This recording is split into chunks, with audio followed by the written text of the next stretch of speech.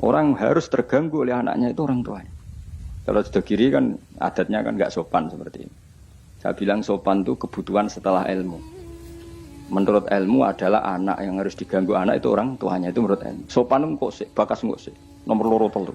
Aturan ilmu ditegakkan dulu. Bahwa yang jadi korban anak harus orang tuanya. Ketika anak ingin uang harus orang tuanya yang jadi korban. Jangan orang itu ilmu. Yang kedua kalau kita baru bicara etika. Nah iso jaluk pas tangi masalah iki bocah. Lah nak nuruti etika aku yo duwe aku yo pas aku seneng pas apian.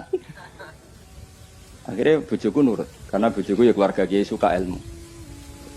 Saya gede-gede nggih mari piyambak. Anggere gede-gede nggih isin piyambak mari napa. Tapi kan jelas bocah ini utang jasane mbek wong tua. Bahkan saya sudah gede mikir, bapak wapik tenan turu tak gawe gak tersinggung. Lho kula biasa 10 menit turu digo anak kula jam mlaku-mlaku iki kula mlaku-mlaku. Berapa kali saya ngaji terlambat 10 menit, 5 menit gara-gara anak kula nembe dugi lunga mbek jam mlaku-mlaku tak turu. Karena jangan sampai kita ini misalnya demi ngaji anakku jam mlaku-mlaku ora tak turuti. Akhirnya anak saya tuh dendam sama ngaji. Gara-gara ngaji aku gak dijak mlaku-mlaku bapak. Akhirnya nganggap ngaji ku problem. Akhirnya roh rohin itu problem saya gitu. Oh bapak demi keriting kan itu. Roh Mustafa demi jenggot ya kan itu. Kan panjang. Wah akhirnya roh rai-rai ini rai trauma kan. Nah itu kan gak bagus. Tapi nak tetap melaku-melaku, nggak wes berpas melaku-melaku tetap ngaji. Anak itu punya kesimpulan ternyata saya masih nomor 1. Keriting nomor 2. Keritingnya ya maklumi nak waras, umpamanya aku ora anake kadang. Makanya saya itu dugaan saya, kenapa Rasulullah ketika beliau sujud Hasan Husain ini menganggap Rasulullah tiga jaran-jaranan. Cara Jawa tiga napa? Rasulullah ditumpaki mbek Hasan, sing masyhur itu Hasan. Ya tentu Hasan Husain tapi sing ning riwayat itu Hasan. Iku Rasulullah lama sekali sujud. Sampai sahabat itu karena saking dekatnya wahyu, zaman itu cara berpikir ahadasa fihi syai'un atau ahadasa fin nabi syai'un. Apa nabi ada wahyu baru sehingga sujud selama itu. Jadi sahabat belingu ya penting. Akhirnya orang sing ndangak ya rugen-rugen niku udah enggak. Mergo sujudnya enggak wajar apa? Kan nabi kan tentu istiqomah. Biasanya 2 menit ya 2 menit, biasanya 1 menit. Ini kok sampai 5 menit semua. Akhirnya sahabat sing enggak terima ndangak. Iki ada wahyu baru bahwa aturan sujud harus selama itu. Ndangak. Jebule ono Hasan. Oh iki to perkarane. Tapi baru kayak sahabat beling iki ana riwayate. Cara dekne ra nginceng. Jadi kadang beling ya penting.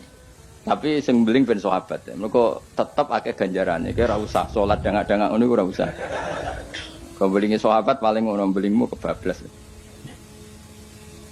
Akhirnya Nabi ngendikan, tadi saya sujud, sebetulnya saya ingin standar, ingin istiqomah, tapi ada cucu saya. Alasannya Nabi ben putuku ramangkel ya. Jangan sampai kebaikan itu jadi problem bagi anak cucu kita. Coba misalnya Nabi kiai-kiai nyarah saiki. Tak cilik nomor tok ora usah masjid biasane. Tuh, nek ana cah cilik teko jare karena khotibe tersinggung, pidato ora dirungokno. Dia momen jadi khotib kan iki. Ngono kok diganggu apa? Biasanya sing ngamuk khotib. Dulu pernah beberapa masjid itu kayak pengumuman anak kecil kan. Iku sing nglawan kula tangan sekitar kok. Ben dolanan nang masjid. Dolanan ning gerbang malah kowe sudah bingung. Ngrame ya enggak ganggu wong khotbah. Gak penting syarat rukun. Secara aku niku wis ra penting. Penting kula cuma ten ora tau meneliti. Tapi yang saya pastikan gini ya, secara ilmu itu muqaddam alal adab. Ilmu itu harus didahulukan alal adab. Ada hal-hal tertentu yang menang adab, tapi yang ilmu yang tidak wajib. Tapi nak ilmu fardu ain pasti menang. Jadi ya mau tadi misalnya, akhirnya anak kula nggih biasa gugah kula, nganti saiki nggih biasa. Sing terutama sing alit, nak sing gedhe nggih isin dhewe. Karena tadi bojo kula tak omongi ngono, nek ape lunga tadi kepentingan harus gugah saya ya gugah. Yang harus diganggu seorang istri adalah suaminya. Supaya aturan main itu jelas. Mbak dalam saya saja berani buka saya, karena tak atur mbak dalam saya yang bagian ibu tak kayak kaidah kali ibu gerah, saya di rumah gugah, totok om. Jika supir kula ya wani, karena itu kaidah. Jangan sampai misalnya ibu gerah jam 1:30 karena etika nunggu Gus Bak wungu misalnya, itu kan parah, terus akhirnya sampai subuh. Jadi ilmu itu harus muqaddam apa? Bahwa ibu itu segala-galanya. Sampai sekarang, saya beberapa kali setengah dua ditotok mbak dalam atau kang dalam. Gus ibu gerak gini, saya bangun langsung bawa ke rumah sakit atau gimana. Etika itu badal ilm. Jadi ketentuan ilmu itu nomor satu. Iya, gue cukup anak kiai kok delok TV itu rasa etika. Gitu. Tapi mesti mbok pikir gak delok ning omah tapi delok ning tangga. Apik diganggu wong tuane mek ganggu tanggane. Lho ganggu tangga misalnya, tapi tanggane seneng. Misalnya wong ibu-ibu kok pengen delok Angling Darmo, anak ndelok Teletubbies, ya kan ora sambung. Tetep ganggu. Ibu-ibu di selera enggak misalnya.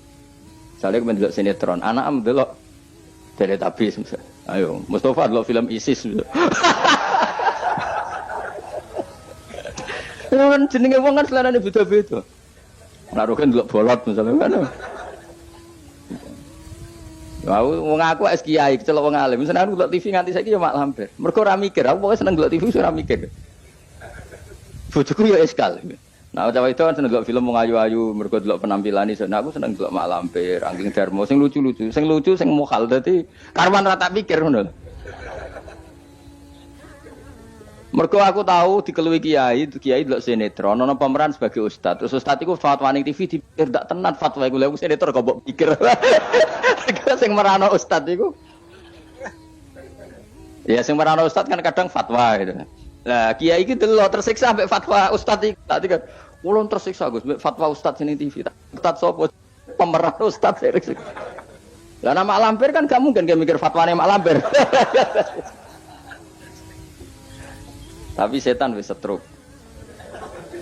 Kok ngenteni ngekek was-was aku coba tak tinggal delok mak lampir. Aku ngerti kok setan wae was-was aku ngerti. Tinggal ada mangkel ya. Pemene setan ning gambar iku luwih ngeri. Jadi setan jangan kurang ajar tenan. Jadi orang-orang alim itu diridu. Termasuk koyo Mustafa Kabel sing ngaji ning kene kabeh. Cara zaman akhir sing ngalim tak sebut ngalim.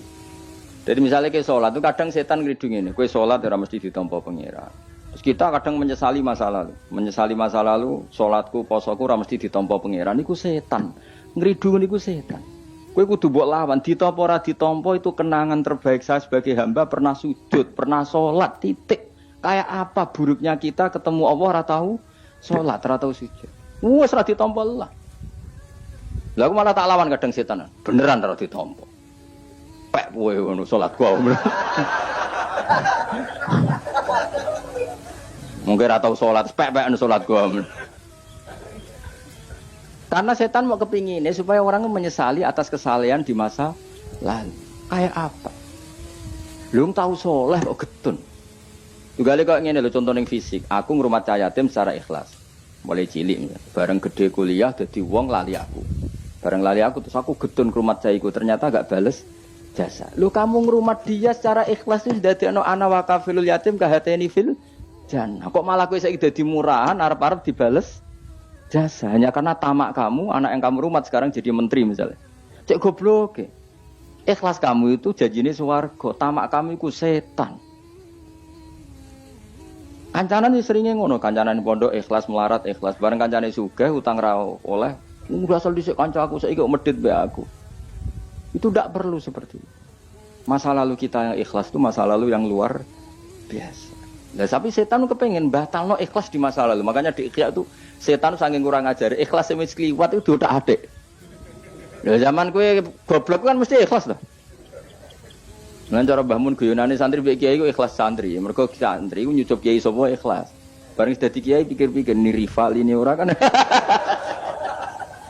Dise asal kiai dicucup zaman santri ya to. Bareng dadi kiai ki rival iki rapati alim iki. Ikhlas dia. Kelakuanem lha apik endi kan. Kamane kok angel temen nerangno. Ayo kelakuanem apik endi zaman mondok wis saiki. Ning bab iku lho. Oh ya, boleh iki sing ngomong iki lho.